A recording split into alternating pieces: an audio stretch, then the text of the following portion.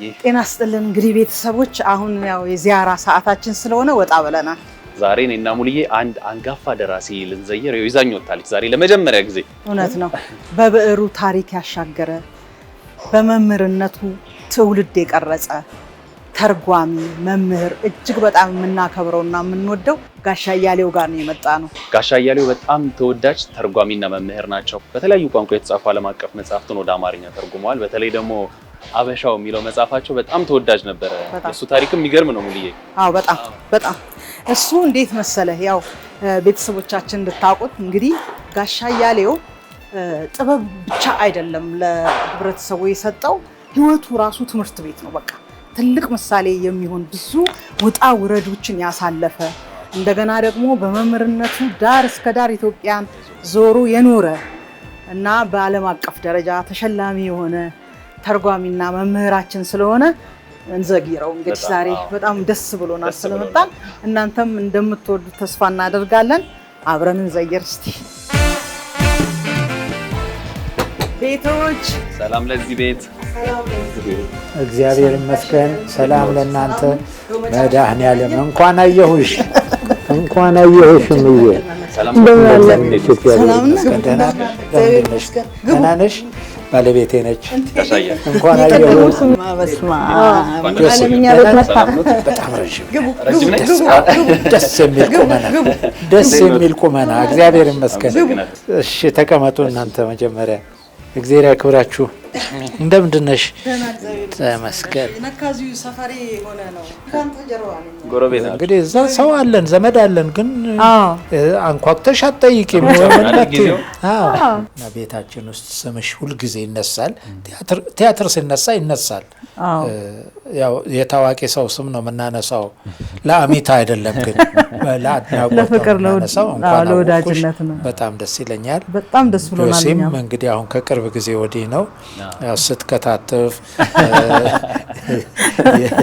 የወጥ ቤት ሰራተኞችን ሽርጥ ለብሰህ ስትሰራ እንደዛ እናያለንና የምናወራው በቁንጅናው ነው። ይሄን የመሰለ መልካም ሸበላ ይባላል። እንደዛ እንላለን። እግዚአብሔር ይመስገን። እንኳን ደህና መጣችሁ። እኔ አንተ የጅንካ ልጅ ነህ። እኔ የጅንካ ልጅ ነኝ። አንተ የጅንካ ልጅ ነህ፣ የአርበኛ ልጅ ነህ ጋሼ። የኮራ አርበኛ ልጅ። ያው አንተ የምንልህ ስለምንወድህ ነው። ደራሲ ደግሞ አንቱ አይባል። ልክ ነው። እና እስቲ አሁን ጋሻ አያሌው መምህር ከመሆኑ በፊት እንዲህ ያለ ትውልድ ቀራጭ ከመሆኑ በፊት ኢትዮጵያን ዳር እስከ ዳር ከማወቁ በፊት ልጅ ነው። ልጅ ሆኖ እንዴት ነበረ አስተዳደጉ? በተለይ ደግሞ የአርበኛ ልጅ ሆኖ ማደግስ ምን ይመስላል? የተወለድኩበት ቦታ ውብ ሐመር ነው የሚባለው። አሁን ወባሚር ብለውታል። አቀራርበው ነው የጠሩት። ወባሚር ትርጉም አለው፣ በአሪ ቋንቋ ነው። ከዛ በኋላ ባኮ የምትባል ቦታ ነው አንድ ሁለተኛ ክፍል እስክደርስ የተማርኩት። አባቴ ወረዳ ገዥን ስለነበሩ ወረዳ ወደ ባኮ ሲመጣ ያው ከቤተሰብ ስለማልለይ በኋላ ወረዳው ጅንካ ሲወድ ያው ተከትዬ መሄድ አለብኝ። እናቴም አባቴም አብረው ስለሆኑ ጅንካ ቆንጆ አገር ነች፣ ውብ አገር ነች። እንደው ሲናገሩ የማይመረተው ጨው ነው እንጂ ሌላ ሁሉ የሚመረትባት አገር ነች። የጠረፍ ከተማ ስለሆነች በወታደር ትታወቃለች። የፈጥኖ ደራሾች አሉባት። ይሄው ሁሉ ህዝብ ስላለ ተደስተሽ ነው የምትኖሪው። ምንም ቋንቋሽም ዘርሽም የት መጣሽም አይጠየቅም። እንደማንም ልጅ ነው ያደግኩት፣ እንደማንም ተራ ልጅ በባዶ እግር ቁምጣ ሱሪ ተለብሶ ጠዋት ትምህርት ቤት ስንሄድ የሚሰማሩ ከብቶችን ለእረኛ ሰጥተን ማታም ስንመለስ እነዛኑ ከብቶች ነድተን ወደ ቤት ይዘን መጥተን ይነግሩኛል። ጎበዝ ነበርኩ ይሉኛል። ጉብዝናው በምክንያት የመጣ ነው። አባቴ እኔን ብቻ አይደለም ተማሪዎችን በሙሉ ጎበዝ እንዲሆኑ ትምህርት እንዲወዱ ያደፋፍሩ ነበረ። አንደኛ ለሚወጣ ልጅ ለራሳቸው ልጆች ወይ ግድር ይሸልሙናል ወይም አንድ ሰንጋ ይሸልሙናል። ስለዚህ ያ ማደፋፈር ነበረና ጥሩ ነበረ። ይሄ እስከ 8ኛ ክፍል ድረስ ነው። 8ኛ ክፍል ከመድረሴ በፊት ሚስዮኖች አሉ። ስዊዲሽ ኢንቴሪየር ሚሽን የሚባል እሱን ለማስተማር ሃይማኖት ለማስተማር የሚመጡ ሰዎች አማርኛ ይቸገራሉ። ስለዚህ የግድ አስተርጓሚ ይፈልጋሉና ሊያስተረጉሙ ከሚችሉ ሰዎችም አንዱ የመሆን እድልም ገጥሞኝ ነበረ። ምን ለማለት ነው? ያን ጊዜ አስተምሩን የነበሩ አስተማሪዎቻችን ራሳቸው ኢትዮጵያውያኑ እንግሊዝኛን እንድንናገር እንድንጠቀምበት ብዙ ያደፋፍሩን ነበረ። አልቀጠልኩበትም። ቲያትሮች ሁሉ ሰራ ነበረ። ትምህርት ቤት ቲያትር ማለት ነው። በጣም ደስ የሚል የልጅነት ጊዜ ነው ያሉት። ኢትዮጵያዊ የሆነ ነው እና ጋሻ እያሉ ከዚህ የልጅነት ጊዜውን ትምህርቱን እንደጨረሱ ደግሞ ወደ ዩኒቨርሲቲ ሲገቡ የስነ ጽሁፍ ዓለምን የተቀላቀሉት በስነ ጽሁፍ ነው የተማሩት። ከዛም ወደ ቋንቋዎች ጥናት ነው ሄዱትና ለዚህ መነሻ የሆኑት ምንድን ነበር ያነሳሳውት? 12ኛን ክፍል የተማርኩት ልዑል በእደ ማርያም መሰናዶ የሚባል ዩኒቨርሲቲ ውስጥ ያለ ትምህርት ቤት ነበረ። ከአርባ ምንጭ እንግዲህ ያው ጎበዝ የሚባሉ ልጆች ተመርጠው ይመጣሉ። ከነዛ ውስጥ አንዱ ነኝ። አሁን በህይወት 3 አለን። 5 ነበርን የመጣ ነው፣ 2 አልፈዋል። እኔ ዩኒቨርሲቲ በመጣሁበት ጊዜ ከ6 ኪሎ እስከ 4 ኪሎ ከ4 ኪሎ እስከ ፒያሳ ወክ የሚያደርጉ ሰዎች ስታይ ወይ በእጃቸው ወይም በካፖርት በሚመስል ኮታቸው ኪስ ውስጥ መጽሐፍ ነው የሚታየው። ሻይ ቤትም ተቀምጦ ሲያነብ ነው የምታየው። መንገድ ላይም ሊስትሮ ጋር ቆሞ ቁጭ ብሎ ጫማ የሚያስጠርግም ከሆነ ሲያነብ ነው። ስለዚህ ሳትወድ በግድ አካባቢን ትመስላለና እኔ እዛን ጊዜ ነው የበለጠ ወደ ማንበብ የሄድኩት። ከዛ በኋላ ዩኒቨርሲቲ ገባሁና 1 አመት ከጨረስኩ በኋላ እኔ ሂስትሪ ዲፓርትመንት ነው መርጬ የነበረው። እዛ ሳልገባ አስተማሪ ሆንኩ። አቋረጥኩ። ትምህርት አቋረጥኩ። 12 አመት አቋረጥኩ እና ተመልሼ ስመጣ ሂስትሪ ዲፓርትመንት ተቀበሉኝ ስላቸው እንደገና ፍሬሽማን ግባና ተማር አሉኝ። ያን የሚሉኝ የኔ ጁኒየር የነበሩ አሁን እዛ አስተማሪዎች የሆኑ ሰዎች ናቸው። አለ ሌሎች ጓደኞቼ በጣም የሚቀርቡኝ ኢትዮጵያን ስተዲ ሲድና ጠይቃቸው እነሱ ኢትዮጵያን ላንጉዌጅ ሲድና ጠይቃቸው እነሱ ያስገቡሃል አሉኝ። ልገባ ፈልጋለሁ ተቀበሉኝ አልኳቸው። ምንም አላንገራገሩም፣ ተቀበሉኝ። በቃ ከ12 አመት በኋላ ገባሁ። በዛ 12 አመት ውስጥ ሰሩ ግን የስነ ጽሁፍን ስራ የለም ምን ተጽፋለህ? እኔ ከዛ በኋላማ ወደ አስተዳደር ውስጥ ገባሁ። በደርግ ጊዜ ወረዳ አስተዳዳሪ ሆንኩኝ። መጀመሪያ ከአስተማሪነት ወጥቼ 2 አመት ከሰራው በኋላ ደግሞ አውራጃ አስተዳዳሪ ሆንኩኝ። እዛም 3 አመት ሰራው።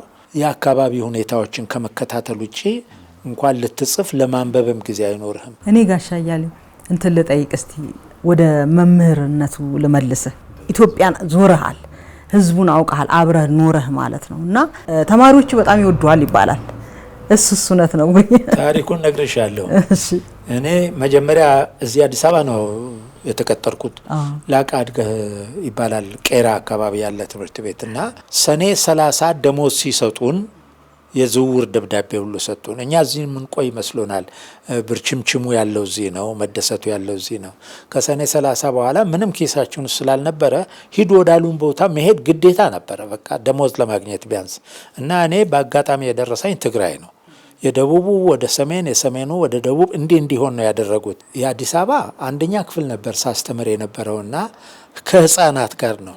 ለህፃናት እንግዲህ ማንም ሰው ምስክር መሆን ይችላል። ንጹሆች ናቸው፣ ፍቅር ናቸው ራሳቸው። እንደዚሁ ትግራይ ከሄድኩ በኋላ ከአድዋ 5 ኪሎ ሜትር ወጣ የምትል ተከጀባ የምትባል ትምህርት ቤት ነው የተመደብኩት። ልዩ ነው፣ ልዩ ሀገር ነው። የፍቅር ቦታ ነው በእውነቱ። ማንም ባዕድ አላደረገኝም፣ ባይተዋር አላደረገኝም። እኔ ከዛ በኋላ ጅንካ ተመልሼ ሄጄ አስተምሬያለሁ። አንተ ብለውኝ ነው፣ አንቱም የለም እኔ ጋ ጋሼ ግን አለ። የአስተማሪና የተማሪ ግንኙነት መስመር አለው። ያቺ መስመር እኔም አላልፋትም ወደ ታች፣ እነሱም ወደ ላይ ሽቅባ አልፏትም። በቃ እሷ እንደተጠበቀች ነች። ወለጋ ሄጄ 4 አመት አስተምሬያለሁ። እንደው እግዚአብሔር የሚያስክር የኔን ያክል የሚወደድ ሰው አለ እንዴ? ችግራቸው ለኔ ነው የሚነግሩኝ። ጥፋታቸውን መጥተው ሳይደብቁ ነው የሚነግሩኝ። መመክር ከሆነ መክሬ ነው፣ መገሰጽ ከሆነ መገስጬ ነው። አልመታም። ለምን እንደማልመታ ግን አሁን አልፎ አልፎ ሳስብ ግራ ግብት ይለኛል። ልጆቼን ገርፋቸው ነበረ። አሁን ትልልቅ ልጆች ያስተማርኩት ኮሜርስ ውስጥ ነው። ኮሜርስ 12 አመት ቆይቻለሁ። በመካከል አንድ የተቋረጠች ዘመን አለች፣ በእስር ምክንያት የተቋረጠች። በተረፈ ኮሜርስ ያስተማርኳቸው አሳደው ነው አሁን መጥተው እዚህ ያስተምረኛል፣ እዚህ እንዲህ ነበርክ፣ እዛ እንዲህ ነበርክ። ማዳላት የለም። ወንድ ነው ሴት ነው የለም። ለእኔ ተማሪ ነው፣ ልጅ ነው። መጀመሪያ እዛ ማታውቀው ሀገር ስትሄድ አልጨነቀህም? ሰውስ እንዴት ነው አቀባበሉ የነበረው? የትግራዩን ልጀምር። ወደ ትግራይ ሲሄድ በሰፈርንበት ሆቴል ውስጥ የነበሩ ሰዎች ያዝኑልን ነበር። እንደ አሁኑ ገንዘብን ከፍለ ነው እኛም አዘጋጅተን ነው የራስ ጉዳይ የሚል ነገር የለም። እንደምናዘጋጀው ይጣፍጣችኋል ወይ ይጥማችኋል ወይ እንቅልፍ አገኛችሁ ወይ ምናምን የሚል ነገር ነው ያለው እና እንደ እንግዳም እንደ ባይተዋርም እኛም እንቀርባቸዋለን። ያ በቃ ኢሚዲየትሊ እንድንላመዳቸው አደረገን።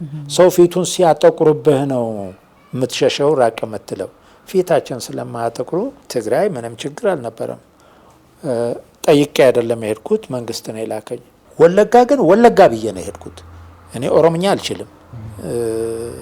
እዛ የስጋ ዘመድም የለኝም በእውነት ለመናገር ከሆነ ግን ገምጎፋ ሆኜ የወለጋ ልጆች ስለ ወለጋ ሲናገሩ አውሮፓ ነው እያሉ እና ይናገሩ ነበር። እና ደግሞ አውሮፓን አይቻላቅም። ስለዚህ ለምን እዚሁ ሀገሬ ውስጥ ሆኜ አውሮፓ የመሰለ ሀገር ለምን አላይም? ያንን ብዬ ነው። እልልታውን አልቻሉትም። ወዲያውኑ የጻፉልኝ አላሳደሩኝም። እኔም በማግስቱ ተነስቼ ሄድኩኝ። ገባው። ቀዝቃዛ ህዝብ ነው። ቀዝቃዛ ህዝብ፣ በልተህ የምትጠግብ የማይመስለው፣ ጠጥተህ የምትረካ የማይመስለው የሚጨነቅልህ ነው። እና ከአንድ አመት ለምን 2 አመት እንጂ 2 አመት ሆቴል ቤት አልጋ ይዤ ነው የኖርኩት። አልጋ ይዤ አንድ ቀን አስጨንቀውኝ አያውቁም። እኔም ሂሳባቸውን አንድ ቀን አጓድዬባቸው አላውቅም። የኢትዮጵያ ህዝብ መልካም ነው። መልካም እንዳይሆን የምናደርገው እኛ ተማርን የምንለው ነን። ታስረሃል፣ ግን ደግሞ አንተ ከዛ ውስጥ እግዚአብሔር ደግፎ ይሄ መጽሐፍ ተወልዷልና እስቲ ሁኔታውን አስታውሰ ንገረን። በምን ነበረ የታሰርኩት? በኢህአዴግ ነው። በኢህአዴግ ነው? አዎ በኢህአዴግ ቀይ ሽብር ተብሎ ነው። ወረዳ አስተዳዳሪ አልታሰረም። እግዚአብሔር ያሳያችሁ። የቀበሌ ተመራጮች አልታሰሩም። የአውራጃ አስተዳዳሪ ተንጠልጥሎ እኔን አሰሩኝ። እርግጥ ከኔ በላይ ደግሞ የክፍለ ሀገሩን አስተዳዳሪና ምክትል አስተዳዳሪም ከሰዋቸዋል። ሰዎቹ በአገር ስለሌሉ 1990 ነው እንዴት አሰርከው? አዎ 90 መስከረም 13 1990 ታስረ 1990 4 አመት ታሰረ። 4 በዋስ ነው የተፈታሁት። 4 አመት ታስሬ በብዙ መልኩ አሁን ለእናንተም አልገልጸው መታሰሬ ጥሩ ነበረ። የተጎዳሁበትም ብዙ አለ። በዛ ጊዜ ውስጥ ምናልባት እኔ ምንም አልጠቀምኩም። ቁጭ ብዬ እዛ የመንግስት እንጀራ እየበላሁ ነው ታስሬ የኖርኩት። ተገቢ ያልሆነ ኦፕራሲዮን ተከናውኖብኛል። እኔው አሞኛል ብዬ ሄጄ ነው።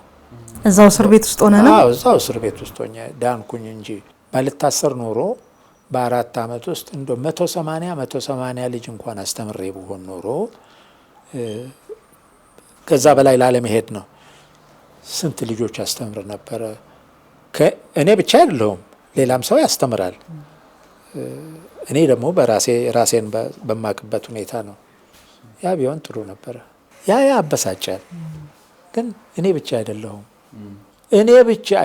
በእድሜ ከኔ በጣም የሚበልጡ፣ በትምህርት ከኔ በጣም የሚበልጡ፣ በሀብት ከኔ በጣም የሚበልጡ፣ በቤተሰብ አስተዳዳሪነት ከኔ በጣም የሚበልጡ፣ በተገላቢጦሽ በእድሜ ከኔ በጣም ለእኔ ልጆቼ የሚሆኑ። እኔ እንደውም ራሴን ማጥፋት ሁሉ ፈልጌ መኖሬን አልወደዱም እነዚህ ሰዎች። ስለዚህ ራሴን አጥፍቼ ደስ ይበላቸው ልል ስል እነ ጀነራል ካሳዬ ጨመዳ ናቸው። ማን ሆነ ነው አንተ ይህን ያክል የምትበሳጨው?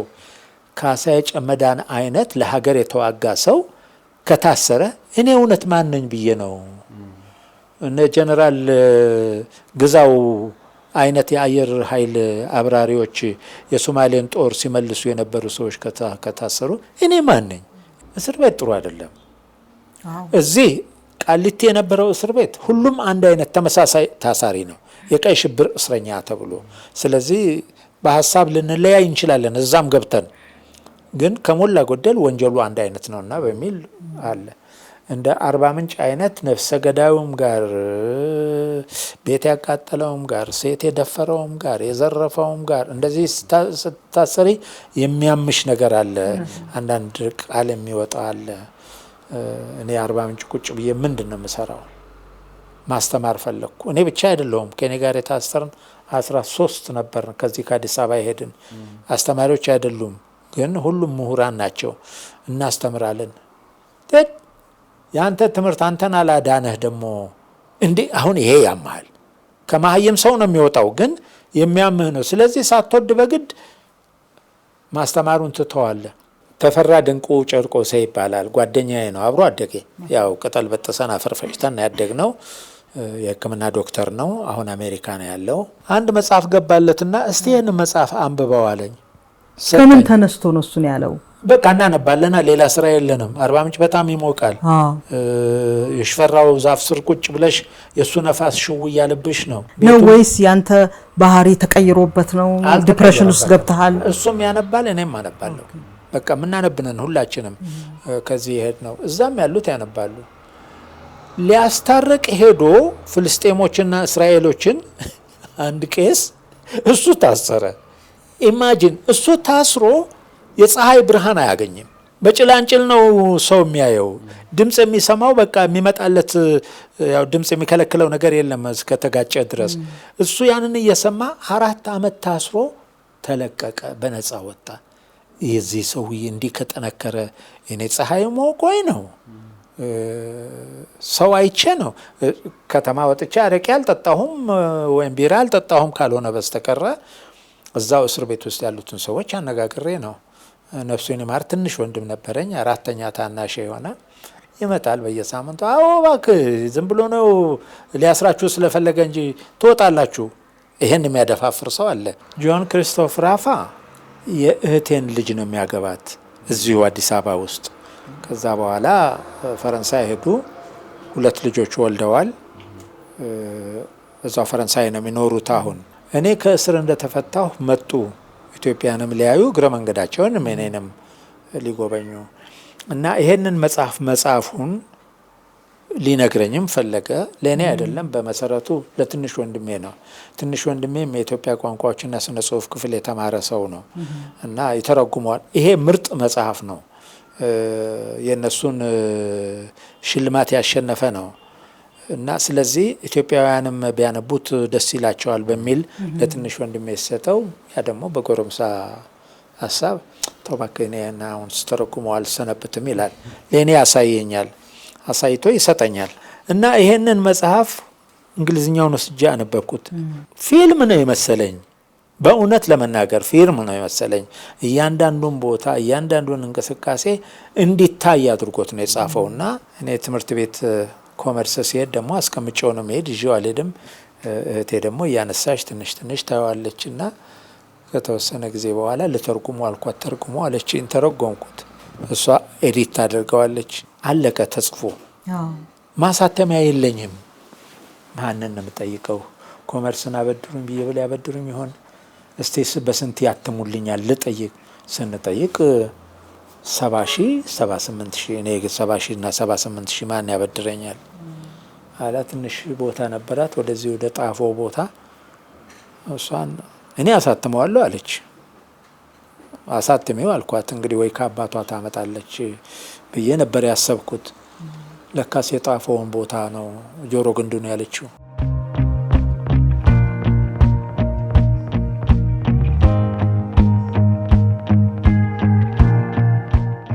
ጋሻ እያሌው ስለዚህ መጽሐፍ አሁን እርሶም ጀመር አድርገውልናልና እኔና ሙልዬም ስንመጣ በጣም እየገረመን ነበር። እንደው ሙልዬ እያወራች ነበር ቤት ተሸጦ ነው የታተመው የሚለውንና በዛ ሰዓት ላይ ያው ያለው የኢኮኖሚ ሁኔታ አቅም ማነስ ይኖራል ቤት ያሸጠው። ግን ቤት እንደሚሸጥና እንደሚታተም ሲያስቡ ምን ተሰማዎት እርሶ ባለቤቱ በተለይን ሲወስኑ?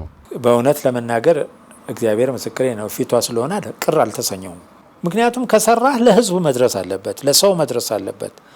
ዝም ብሎ ሜዳ ላይ መቅረት የለበትም። አሁን የምተረጉማቸውና ተርጉሜ ያስቀመጥኳቸው መጽሐፍቶች ያሳዝኑኛል። ያው ተጠርዘው ይቀመጣሉ። አንድ ቀን እኔ አሁን አቅም አጣሁ፣ ልጆቼ አቅም ሲኖራቸው ደግሞ ይሄ አባታችን ስራ ነው ጥሩ ስራ ስለሆነ እናሳትመው ሊሉ የሚችሉ ይሆናል። ወይም ደግሞ ለማሳተም ፈቃደኛ የሚሆን ሰው ተገኝቶ ያሳትመው ይሆናል። ወይም አሳታሚ ድርጅቶች ራሳቸው አምጣ ይሉ ይሆናል። እንደዛ የተደረገ መጽሐፍት አለ ከመጽሐፍቶቼ ውስጥ። በዛ ሰዓት በቃ እቺ ሴት ትክክለኛ ምርጫ ነው በቃ የመረጥኳት እቺ ሴት ለሚስትነት አላልክም? ያስበላል አይደል? ገና የመረጥኳት እለት ነው ያወቁ ለኔ እንደምትሆን ያወቁ። በዚሁ በመጽሐፍ የሚገርም ነገር ፈረንሳዮች ሰምተው ዋናው ደራሲ ይሄ እንደዚህ አይነት ትርጉም የተረጉመውን ሰውማ ማክበር መሸለም አለብን ብለው ጠርተውታል። እስቲ ጋሼ ንገረን እስቲ ስለ ፈረንሳው ጥሪ ስለ ሽልማቱ። በእውነት እኔ ከኢትዮጵያ መውጣት ፈልጌ በሆን ኖሮ በደርግ ጊዜ መውጣት እችል ነበረ። ከኢትዮጵያ የተሻለ አገር አለ ብዬም አላስብም።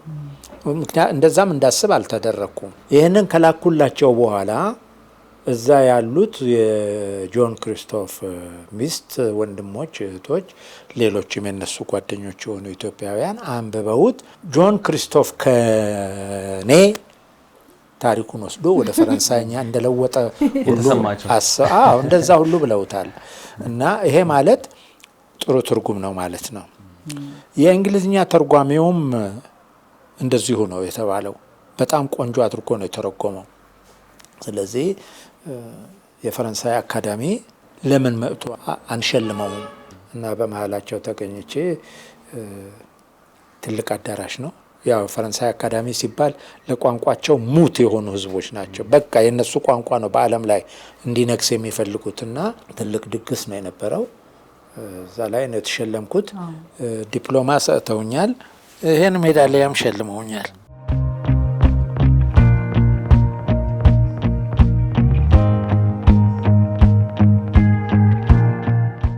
ቤት ተሸጦ ቢታተምም የሚገባው ነው። በጣም ደስ የሚል ሰክሰስ ነው ያመጣውና ሌሎች ደግሞ በጣም ብዙ የትርጉም ስራዎች አሉት ጋሻ እያሌው። ከነዚህ ስራዎች ማህበራዊ፣ ፖለቲካዊ ሳይንስ ያላቸው የተለያዩ የውጭ ሀገር መጽሐፍትን ወደ አማርኛ በመተርጎም አበርክቷል አንባቢውና ለዚያ የሚያነሳሳውት ምንድነው? እንደገና ደግሞ መጽሐፉን ሲመርጡ ምንድነው ከመጽሐፉ የሚያዩት ይዘት? እኔ አንድ መጽሐፍ ነው የመረጥኩት። ምናልባት ይሄን መንግስታት ለምን ይወድቃሉ፣ እሱም አርእስቱ ስቦኝ ነው። በኋላ እንኳንም አነበብኩት እንኳንም ገዛሁት ያልኩት። ይሄንን መጽሐፍ ወደ ካናዳም ጭምር ልክ ያለው በተወሰነ ኮፒ እና ካናዳ ያለ አንድ ወዳጄ ባክ ይሄ ብቻ አይደለም ኮንፌሽን ኦፍ አን ኢኮኖሚክ ሂትማን የሚል መጽሐፍ አለ፣ ብትተረጉመው ጥሩ ነው። ይሄን ያክል የትርጉም ችሎታ ካለ እንግዲህ ሰው ሲያደንቅልህ ነው አንተም ችሎታ እንዳለ የምትረዳውና ያንን መጽሐፍ ላከልኝ። እሱንም ተረጎምኩት። የኮርፖራቶክራሲው ቅጥረኛ ኑዛዜ በሚል በአማርኛም ኮርፖራቶክራሲ የሚል ነገር የለም። ቃሉን ከዛው መጽሐፍ ውስጥ ነው ያወጣ ነው። የሷ ወንድም ነው። ኮርፖራቶክራሲው ቅጥረኛ ኑዛዜ ምን ለማለት ነው? የኮርፖሬሽንና የቢሮክራሲ ሰዎች ወንጀል ለማለት ነው። አዲስ ቃልም ስለሆነ ሰው በአዲስ ቃልነቱም ተገርሞ ያነባዋል ወይም ይገዛዋል። ተገዝቷል፣ ተሽጧል። እሱ ከስራዎች እኮ 7ቱ ብቻ ናቸው የታተሙት እኔ እንደሰማሁት። አዎ ከ7ቱም ውስጥ አንዱንም ሜጋ ነው ያሳተመው። ምክንያቱም እኔ ማሳተም አልችልም። መንግስታት ለምን ወደቁ? በጣም ብዙ ብር ጠየቁኝ። እኔ ዛን ያክል ብር የለኝም። ሰው እንዲያነበው ነው ያዘጋጀሁት። እኔ ጋር ተቀብሮ እንዲቀር አይደለም። ስለዚህ አሳተሙት አልኳቸው። አሳተሙት። በእውነቱ ጉድ ተባለ። እስካሁን ድረስ አሁን ስንት ኮፒ እንደቀራቸው አላውቅም። አሁን ጨርሰዋል ይመስለኛል፣ ሌላ ማተም ካልፈለጉ በስተቀር እንደዛ ሆኖ ነው። ልንዘይርህ በመምጣታችን በጣም ደስ ብሎናል።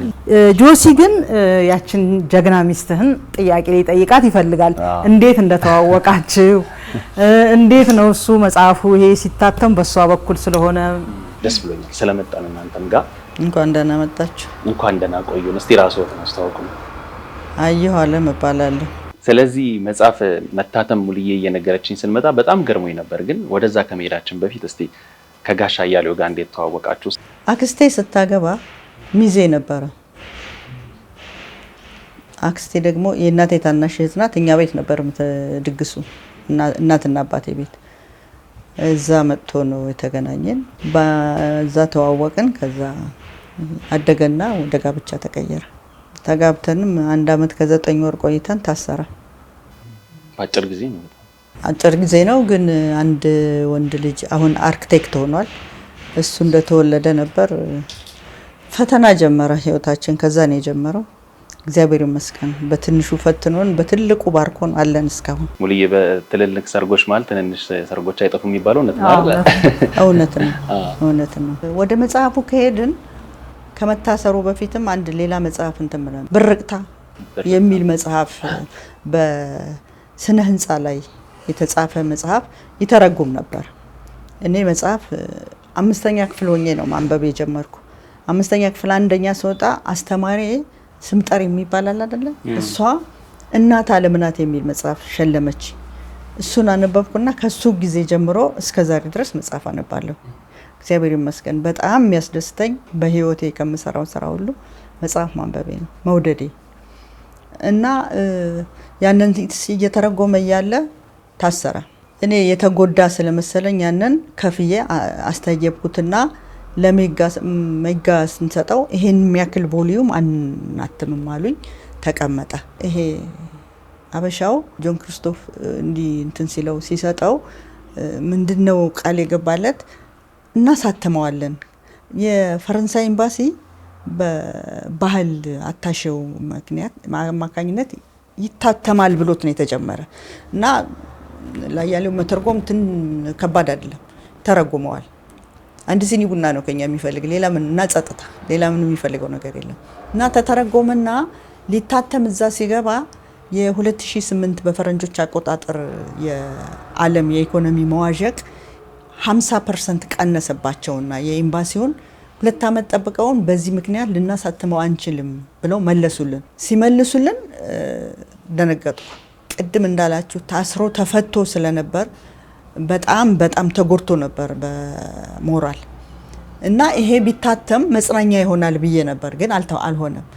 ከዛ ደግሞ የሆነ ከሱ ጋር ዩኒቨርሲቲ ማስተርሱን አብሮ የሰራ ሰው ማተሚያ ቤት አለው ላትመው ብሎ 6 ወር ወሰደ ቆየና ከውስጡ ይሄን ካላወጣው አላትመውም አለው። ይሄንን አላደርገውም ይቀመጥ አለ።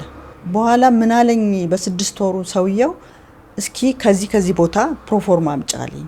እሺ ብዬ እዛ ፕሮፎርማ ላመጣ ሲሄድ አንደኛው የጠቀሰው ማተሚያ ቤት የቤተሰብ ነው እና እዛ የምትሰራ ልጅ ለምንድን ነው ለሰው የምትሰጪው አለችኝ። እንዴ 70 ሺህ ብር አልሽኝ። እንዴ 70 ሺህ ብር ከየት አመጣለሁ ስላት እባክሽ ትንሽ ብር ፈልጊና ስጭና እኛ እናትመው ራስሽ ታከፋፈዋለሽ አለች። ያንን የተባለውን 27 ሺህ ብር ለማግኘት መጣሁ። አልተናገርኩም። ከተናገርኩ መደነቃቀፍ ይበዛል። ከስራ ስቀነስ መንግስት የሰጠኝ ብር ነበር፣ ዳረጎት ነው የሚባል በሱ ብር ገዝቼ የሰራሁት ቤት ነበር ወደ ለገዳዲ።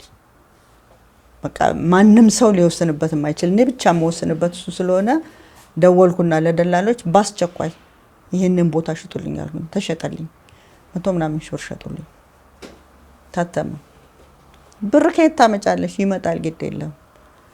አሁን ልናስመርቀው ስንል መመረቅ ነበረበት። እኔ ሳይመረቅ የሚሸጥ አልመሰለኝም ስለማላቅ። የወንድሜ ጓደኛ እሱን እናማክረው ብሎ ወንድሜ ይዞኝ ሄደ። ስናማክረው እንዲህ አድርጓለን፣ ግን ቆይ እስኪ ብሎ ታገል ሰይፉ ጋር ደወለለት ሊያማክረው እንዴት እንደምናስመርቅ።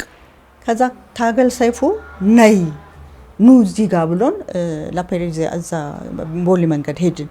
ስንሄድ በአጋጣሚ ከታገል ሰይፉ ጋር እንትና ነበረ የቮይስ ኦፍ አሜሪካ ዘጋቢ እስክንድር ፍሬው ነበረ እና ሁለቱ ተገናኙና ወይ እንግዶች ካሉበት ሊሄድ ስል አይ እነሱ ናቸው የሚያወሩ፣ ከወንድሜ ጋር ነው ታገል የሚያወራ፣ አንተ ግና ከኔ ጋር አወራ አልኩትና ቁጭ ብለን ስናወራ መጽሐፉ ምናምን ሲል እንዴት አሳተምሽዋል? በሸጨ ነው ያሳተምኩት አልኩት።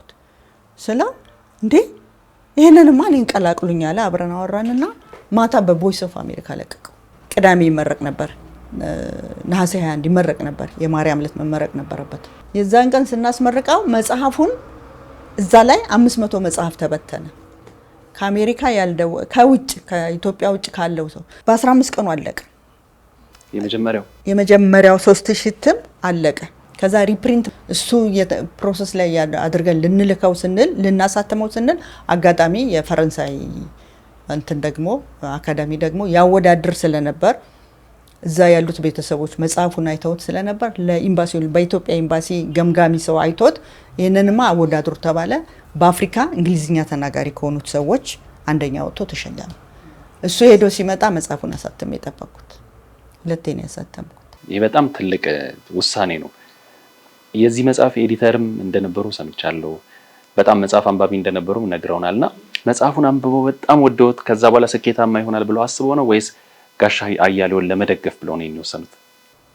መጽሐፉ በጣም ብዙ መጽሐፍ አንብቤ ያለው የኛ የራሳችን ታሪክ ስለሆነ ኢትዮጵያዊ አይደለም። እሱ ምክንያት አንደኛው እሱ ነው። ሁለተኛ ግን የሱ ሞራል መጠበቅ ነበረበት።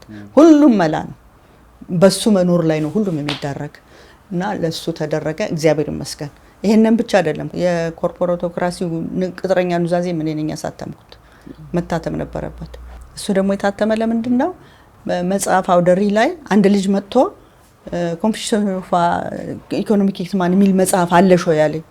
ማታ መጥቼ ይሄ መጽሐፍ መታተም አለበት እንዲህ ብሎ ጠይቆኛል። ሰው ያውቀዋል ተርጉመው እንዳይቀር አልኩት። ብር የለኝም አለ። አይ ግድ የለም ብዬ አሳተምኩት። እግዚአብሔር ይመስገን አላሳፈረኝም። እሱም ወዲያው ነው የተሸጠው። አሁን እጃቸው ላይ ምን መጽሐፍ አለ?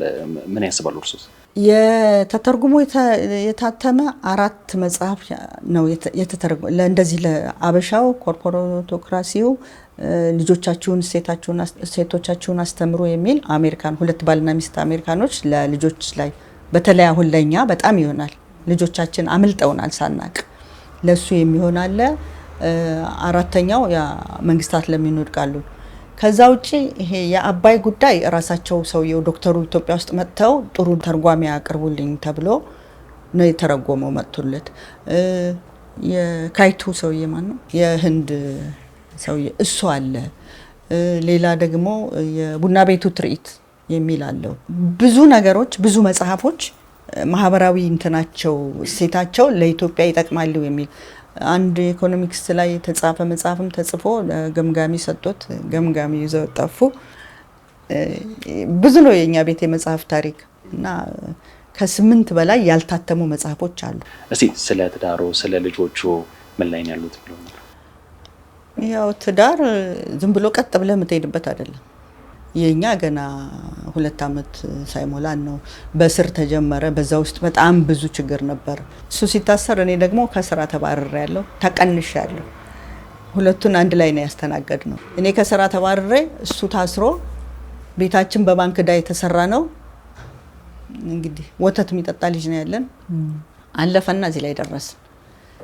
ከዛ በላይ በጣም የምደሰትበት ከተፈታ በኋላ የተወለደች ሴት ልጅ አለችን። ፖለቲካል ሳይንስ ነው ቢያው አሁን ማስተርሷን እየሰራች ነው ውጭ ሄዳ። እንደውም አሁን ለፔፐሯ መጣለች። በጽናት እሷን አግኝቻለሁ። በነገራችን ላይ ሌላ አንድ ኮሎኔል ልጅ አለ። የድሮ የጅማ አገር አስተዳደር ያለን የተወለደ ልጅ አለ። አሁን ጦር ግንባር ነው። እሱም የተለየ ስጦታ ያለው ልጅ ነው። ደስ ይላል። መወለድ አይደለም። ልጆቼ 3 ናቸው። 4ኛ አበሻው ነው። ተርጓሚ መምህር የምንወደው ጋሻ እያሌውን እና ባለቤቱ ልንዘይር በመምጣታችን ብዙ አትርፈናል። እግዚአብሔር አሁንም ይስጥልን ደጋግሞ ወደፊትም ደግሞ እነዚህ ያልታተሙት ታትመው እኛ እጅ እንደሚደርሱ ተስፋ እናደርጋለን አይደል? በጣም እናመሰግናለን። እግዚአብሔር ይስጥልን።